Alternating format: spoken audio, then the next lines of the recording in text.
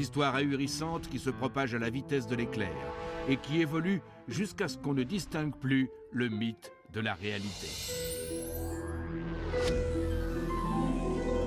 Dans cet épisode intitulé « Un squelette dans le placard », 3 histoires, 3 secrets oubliés qui refont surface brusquement.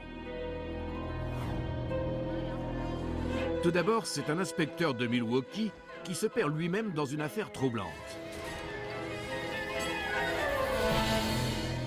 Ensuite, c'est l'incroyable destin d'un homme dont la survie dépend d'un don de rein. Et enfin, une jeune femme noue une amitié virtuelle qui débouche sur l'inimaginable. Regardez bien ces 3 récits, car ensuite ce sera à vous de démêler le vrai du faux, les légendes urbaines des terribles faits divers. Vous saurez si vous avez vu juste en fin d'épisode. Et tout de suite, notre première histoire l'indique à tort. Herb Dunhill est un membre respecté de la police de Milwaukee. Au cours de sa carrière, cet inspecteur a vu toutes sortes de choses. Mais rien qui ressemble à l'affaire qui a marqué à jamais la carrière de son collègue, l'inspecteur Scott Pearson. Je n'aurais jamais cru qu'une telle chose puisse arriver. C'est vraiment... ça dépasse l'entendement.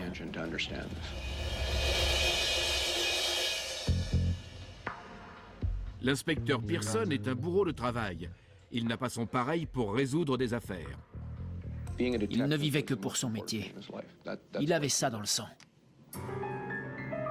En septembre 2008, une série de braquages de banque obsède Pearson. Il ne parvient pas à mettre la main sur des suspects valables. Ça le contrariait énormément. Il ne comprenait pas pourquoi il n'arrivait pas à les coincer. Pearson consacre toutes ses forces à cette affaire. Il ignore encore qu'elle va littéralement le déchirer.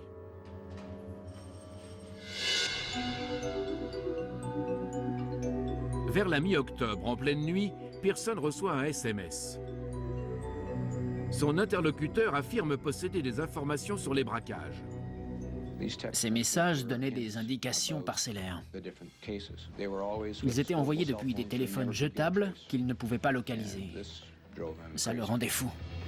Commence alors un horripilant jeu du chat et de la souris. Chaque SMS apporte une nouvelle information, mais n'en dit jamais assez pour permettre à Pearson de résoudre l'affaire. Tout ça l'énervait au plus haut point. Il n'aimait pas qu'on se fiche de lui. Mais qui donc peut être cet indicateur ? Il va très bientôt le savoir.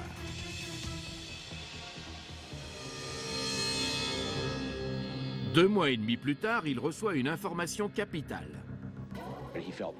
C'était l'info qu'il attendait. Une équipe d'intervention est mise sur pied et Pearson attend le SMS promis. Scott a enfin reçu ce SMS qui lui donnait l'adresse du braqueur. À ce moment-là, il est devenu mal à l'aise. Il est resté en retrait. La brigade arrive sur les lieux, mais Pearson n'a pas l'air dans son état normal. La maison est vide, et comme l'a promis le mystérieux SMS, la police y fait une importante découverte. Nos collègues ont fouillé les lieux. Ils ont trouvé un revolver et les butins des différents braquages. Pearson devrait exulter, mais un petit détail l'empêche de se réjouir. Cette maison, c'est la sienne. Le SMS les a amenés chez lui. Il m'a dit « J'ai été piégé ». Je ne savais pas trop quoi penser. Mais je connaissais Scott depuis un bon bout de temps et j'ai décidé d'attendre, de lui laisser le bénéfice du doute. Je ne pouvais pas imaginer que mon collègue soit impliqué dans ces braquages. Mais tout accable Pearson. Il est arrêté pour être interrogé. Ce sont ses empreintes sur le revolver. Je ne pouvais pas y croire. Je le connaissais depuis des années. Je n'arrivais pas à l'imaginer en braqueur. Ce sont tes empreintes? Et pourtant, c'est vrai. Pearson et le braqueur ne font qu'un. En fouillant son casier, la police fait une autre découverte. Au fond du casier, ils ont trouvé tous les portables. Il y avait ses empreintes partout dessus et c'était les téléphones d'où les SMS avaient été envoyés. Mais pourquoi attirer l'attention sur ses propres délits? Scott a été soumis à des tests psychiatriques qui ont conclu qu'il souffrait d'un trouble de la personnalité multiple. L'une de ces personnalités envoyait les messages et l'autre les recevait. L'indicateur a été inventé par Pearson pour l'aider à résoudre les délits qu'il avait lui-même commis. Pearson est jugé coupable, mais il plaide l'incapacité juridique. Le jury la lui accorde. Je n'aurais jamais cru que ça puisse arriver à l'un de mes amis. C'est absolument incroyable. Un homme possède plusieurs personnalités. L'une d'elles commet des vols et l'autre les résout. Cette histoire est-elle véridique? Il faudra attendre la fin de l'épisode pour le savoir. Mais avant, écoutez cette mini-légende. Mini-légende numéro 281, mère enceinte. Kelly Scott, une adolescente de Floride, voit un jour son ventre gonfler. Bientôt, elle est prise de vomissements le matin et d'envie soudaine de plats divers et variés. Elle jure qu'elle est encore vierge et ne peut pas être enceinte, mais personne ne la croit. Une échographie lui donne raison, ce n'est pas un bébé, mais une tumeur. Et quand les chirurgiens l'opèrent, ils n'en reviennent pas. La tumeur est en réalité un bébé pieuvre. Selon les experts, elle est tombée enceinte lors d'une baignade en mer. La pieuvre est extraite et Kelly recouvre rapidement la santé. Est-ce un conte ou la mère vérité? C'est faux. Les journaux à sensation ont prétendu que des femmes avaient donné naissance à des grenouilles, des poulpes et des serpents. Mais c'est une impossibilité biologique.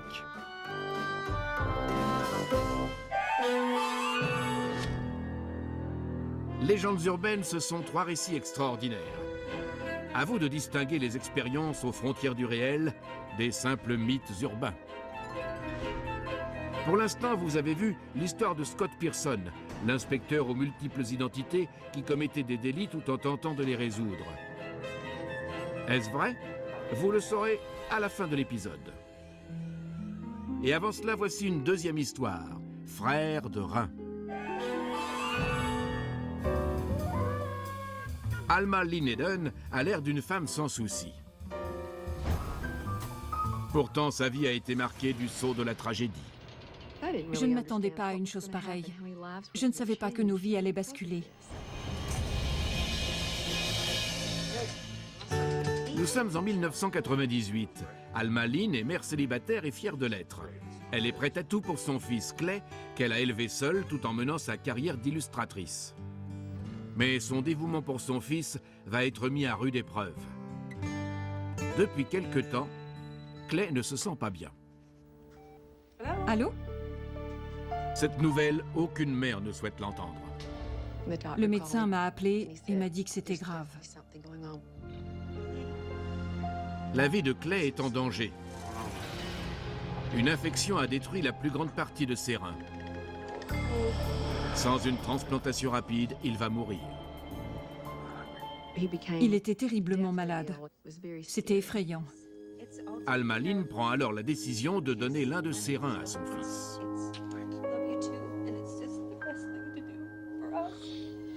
La compatibilité n'était pas parfaite, mais assez bonne pour qu'on puisse faire la transplantation. L'opération n'est pas sans danger, mais Alma Lynn est prête à tout pour sauver Clay. Elle a déjà perdu un fils. Dans les années 60, il était très mal vu d'être enceinte sans être mariée. Quand mes parents ont découvert la chose, ils m'ont obligée à abandonner mon bébé. Je suis allée dans un foyer pour accoucher de mon petit garçon. Alma Lynn n'a jamais revu son fils. Mais son absence a laissé un vide qui n'a jamais été comblé. J'avais perdu mon bébé et à présent, mon autre enfant souffrait d'une maladie qui allait le tuer si on ne faisait rien. Heureusement, Alma Lynn ne perd pas son fils. La greffe se passe à merveille. Il s'est remis sur pied presque aussitôt. C'était formidable. Clay était en pleine forme. Mais ce bonheur est de courte durée. Quelques années plus tard, la terrible épreuve se répète. Il a fait ce qu'on appelle un rejet chronique. C'est parce que mon rein n'était pas compatible à 100%. Mais les médicaments ne peuvent pas tout, et le corps fait ce qu'il peut avec ce qu'il a. Clay a besoin d'une autre transplantation. Mais le donneur ne sera pas aussi facile à trouver. Le greffon doit être parfaitement compatible. J'étais paniquée. Je ne savais plus quoi faire. Cette fois, à moins d'un miracle, Clay est condamné. Je me sentais complètement démunie. Tout va s'arranger, ça va aller. Et alors que tout espoir semble perdu, l'inimaginable se produit. Le téléphone sonne. La personne me demande « Madame Hayden ?»« Oui, c'est moi. » Et il a enchaîné « Vous ne me connaissez pas, mais... » Et là, j'ai su. Il a poursuivi « Je m'appelle David Lister et je crois que vous êtes ma mère. » Est-ce vraiment son fils? Après 40 ans de séparation, cela semble à peine croyable. On est tombés dans les bras l'un de l'autre. On était tous les deux très émus. David a lu dans la presse locale que la famille cherche un donneur. Mais comment a-t-il su qu'Alma Lynn était sa mère? C'est la plus incroyable des coïncidences qui les a réunis. Le fils de David avait un souffle au cœur, et il n'était pas anodin. Les médecins ont besoin des antécédents familiaux de David. Il doit donc retrouver sa mère naturelle. Il retrouve sa trace grâce aux archives de l'État qui mentionnent les adoptions. Mais le plus incroyable, c'est qu'il m'ait recherché au moment même où on avait tant besoin de lui. Au moment même où un grave problème de santé menace de détruire sa famille, un autre lui permet de retrouver son fils perdu. Et un autre miracle va se produire. Il m'a dit « Je veux lui donner un rein ». Je ne voulais pas qu'il le fasse, mais il a insisté. Clay a déjà subi un échec, il lui faut un rein parfaitement compatible. Il fallait qu'il soit du même groupe sanguin, et il y avait 6 antigènes spécifiques. David avait les 6. David est parfaitement compatible, et il souhaite donner un rein à son frère, et tout cela juste à temps pour le sauver. Alma Lynn a déjà subi tant de drames. Et à présent, ses 2 fils se retrouvent côte à côte sur la table d'opération. J'étais vraiment terrifiée. La bonne volonté de David est récompensée. C'est vrai, c'était mon frère, mais il ne me connaissait pas. Et pourtant, il a décidé de me sauver la vie. Je crois que c'est l'un des moments les plus forts que j'ai vécu. C'était quelque chose d'extraordinaire, je n'ai pas de mots pour le décrire. J'ai su tout de suite que ce geste fantastique allait changer nos vies. On ne pouvait que rester très proches. Clay et David récupèrent tous les deux très vite. Il a donné un rein à son frère, il lui a sauvé la vie. Il m'a rendu la joie de vivre et il a sauvé notre famille. Une famille frappée par un drame est réunie après un extraordinaire concours de circonstances. À votre avis, c'est une histoire vraie? Il vous faudra attendre la fin de l'épisode pour en avoir le cœur net. Mais avant, voici une autre mini-légende. Mini-légende numéro 1029, Boom l'insecte. La femme de Chris est arachnophobe. Aussi, quand elle hurle pour lui signaler une araignée derrière les toilettes, il accourt avec une bombe insecticide. Ce héros des temps modernes vide l'arme fatale dans la pièce et il agit dans le noir, car l'ampoule des toilettes est cassée. Supposant sa mission accomplie, Chris allume son briquet pour s'assurer que la bestiole a trépassé. Grossière erreur, la flamme met le feu aux vapeurs de l'aérosol et entraîne une explosion si puissante qu'elle secoue la pièce entière. Vous croyez qu'on cherche à vous enfumer? Non, c'est la vérité. Chris s'en est sorti avec quelques brûlures, mais les secours n'ont pas pu confirmer que l'araignée était bien décédée.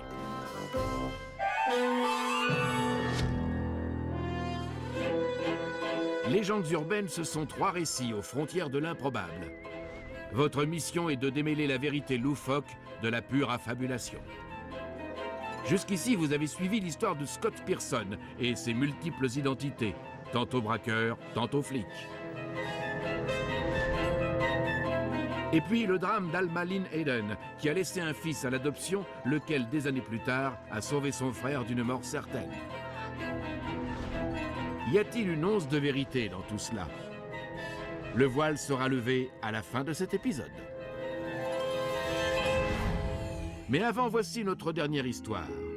Elle s'intitule « Copie conforme ».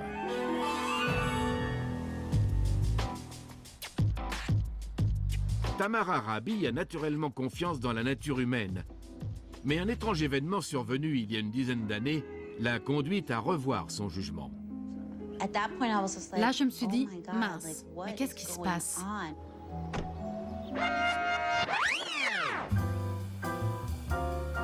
Manhattan, en 2000. Tamara a prévu de s'inscrire dans une petite université locale, mais au final, elle choisit Hofstra, un grand campus de Long Island. Je ne sais pas pourquoi j'ai choisi cette université. Même ma mère m'a dit, Tamara, tu es sûre que tu veux aller là-bas? Tamara s'adapte très vite à l'effervescence de la vie universitaire. Un soir, l'une de ses amies organise une fête surprise pour son anniversaire. La personne qu'elle va y rencontrer va faire basculer sa vie. Il y avait là un garçon que je n'avais jamais vu. Il n'arrêtait pas de me fixer. Salut, ça va? Pas mal. Il m'a dit, je connais une fille qui est ton portrait craché. Il n'arrêtait pas de me répéter la même chose. Je me suis dit, mais qui est ce type? Il était vraiment très insistant. J'ai simplement pensé qu'il était un peu bizarre. Mais 24 heures plus tard, une deuxième expérience étrange se produit. L'ami qui avait amené ce garçon à la fête m'a envoyé un message pour me dire que la fille dont il m'avait parlé était en ligne. Et elle m'a donné son pseudo. Tamara n'a aucun moyen de savoir avec qui elle chatte. Mais elle décide de jouer le jeu. J'ai écrit « Il paraît que tu me ressembles ». Et la réponse que j'ai reçue tout de suite, c'était « Il paraît que tu me ressembles aussi ». La personne dit s'appeler Adriana. Elle a grandi à Long Island, mais c'est la seule différence. Elle est en tout point identique à Tamara. C'était complètement fou. Qui est vraiment cette personne et que veut-elle? Est-ce qu'il pourrait s'agir du garçon si envahissant? Tu la connais? Ce week-end-là, Tamara rentre chez elle et raconte l'étrange coïncidence à ses parents. Ils se montrent plutôt inquiets. La cousine de ma mère a dit « Et si c'était pour te voler ton identité? Sur Internet, on ne sait pas à qui on a affaire. Je veux comprendre ce qui se passe. » Tamara craint qu'il s'agisse d'une arnaque. Mais quelque chose l'attire vers cet ami virtuel. Elle m'a demandé où j'étais née. J'ai répondu que c'était à Guadalajara, au Mexique. Elle m'a dit « Moi aussi ». Ses réponses rapides et identiques sont suspectes. Comme si quelqu'un tentait de lui soutirer des informations. Elle m'a demandé mon nom de famille. J'ai tapé tout de suite « Rabi ». Et là, elle m'a dit « À plus tard, il faut que j'y aille ». Tamara va découvrir qu'il ne s'agit pas d'une simple arnaque virtuelle. Ce jour-là, ma vie a complètement changé. Elle n'a plus jamais été la même. Le lendemain, Adriana réapparaît en ligne. Mais cette fois, c'est différent. Elle souhaite rencontrer Tamara en vrai. Incapable de résister à la curiosité, Tamara accepte le rendez-vous et s'y rend avec une amie. J'avais l'impression d'être dans un film. J'ai dit à mon ami, on s'en va, je n'ai plus envie de la voir, je flippe. Et puis, c'est elle? Tout d'un coup, c'était comme dans un dessin animé où les personnages ont les yeux qui sortent des orbites et qui deviennent complètement fous. Tamara va se retrouver nez à nez avec son destin. C'est une bouleversante révélation. C'était à la fois irréel, surréaliste, ahurissant et effrayant. C'était trop bizarre. Tamara est face à une sœur jumelle dont elle ignorait l'existence. Les deux filles ont été adoptées séparément à la naissance. Et tandis que les parents de Tamara ignoraient qu'elle avait une sœur jumelle, Adriana connaissait son existence et même le nom de sa famille d'adoption, Rabi. Pour Adriana, c'était la dernière pièce du puzzle. Si je n'avais pas choisi cette université au lieu de l'autre, je ne sais pas si ce serait arrivé. Mais quelque part, j'ai l'impression que c'était inévitable. Je crois que l'univers obéit à des lois mystérieuses et qu'on ne peut empêcher certaines choses de se produire. Une jeune femme adoptée ignore tout de sa sœur jumelle et la retrouve dans la même université. Est-ce vrai ou est-ce qu'on tente de vous doubler? Il est temps de vous révéler la vérité. Voyons tout d'abord l'histoire de Scott Pearson, dont le trouble de la personnalité a brouillé les cartes entre le braqueur et le flic. Fait réel ou fiction? Je ne m'appelle pas Herb Dunhill, et cette histoire est fausse. Cette histoire est fausse, mais les troubles de l'identité ont donné naissance à de nombreuses légendes urbaines. Et maintenant, l'histoire d'Alma Lynn Eden et de l'incroyable coïncidence qui lui a permis de retrouver son premier fils juste au moment où le second avait besoin de lui. Est-ce vrai? Je m'appelle Alma Lynn et je suis ravie de dire que c'est bien mon histoire. C'est incroyable, mais c'est vrai. Et depuis, ils sont devenus inséparables. Reste l'histoire de Tamara Rabi, qui rencontre une inconnue en ligne et découvre ensuite qu'il s'agit de sa sœur jumelle. Je m'appelle Tamara Rabi, et moi Adriana Scott. Et c'est une histoire vraie. Cette histoire est rigoureusement vraie. Tamara et Adriana ont eu la chance de vivre toutes les deux à Long Island et de se retrouver. C'est la fin de notre épisode. Avez-vous su distinguer l'incroyable vérité de l'improbable chimère? Sinon, pas de panique, vous aurez l'occasion d'exercer votre jugement lors du prochain épisode de Légendes urbaines.